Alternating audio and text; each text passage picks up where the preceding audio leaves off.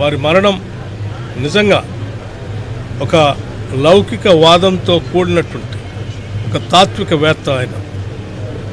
అటువంటి తాత్వికవేత్త హైదరాబాద్ నగరంలో ఒక అద్భుతమైనటువంటి ప్రపంచం తలమానికగా ఉన్నటువంటి రామోజీ ఫిలిం సిటీ లాంటి దాన్ని కూడా నిర్మించి తెలంగాణకి ఒక ఔన్నత్యాన్ని, ఒక గొప్పతనాన్ని కూడా తీసుకొచ్చిన సంగతి కూడా మనం మర్చిపోకూడదు. అటువంటి వారు ఈరోజు మనందరి నుంచి దూరం అవటం చాలా బాధాకరంగా ఉంది.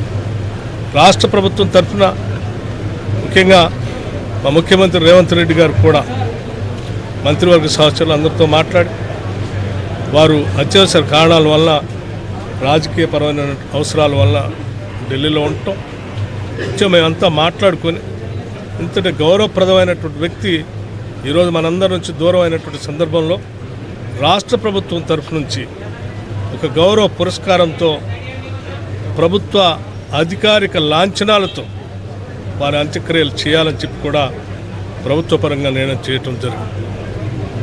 ఈ కార్యక్రమాలని ఎప్పటికప్పుడు పర్యవేక్షిస్తూ చివరి వారి అంత్యక్రియలకు సంబంధించి నిత్యం ఇక్కడ ఉండి అందుబాటులో ఉండి పర్యవేక్షించడానికి రంగారెడ్డి జిల్లా కలెక్టర్ని, అట్లాగే రాచకొండ కమిషనర్, పోలీస్ కమిషనర్ కూడా ఇక్కడ అధికారికంగా ఉండి బాధ్యతలు చేపట్టి పనిచేయటం కోసం ప్రభుత్వ పరంగా ఆదేశాలు ఇవ్వటం కూడా జరిగింది. వారి దగ్గరుండి అధికారిక లాంఛనాలతో వారి చివరి మజిలీని ఒక గౌరవ సూచకంగా రాష్ట్ర ప్రభుత్వం చేస్తుందని ఈ సందర్భంగా తెలియజేస్తాము.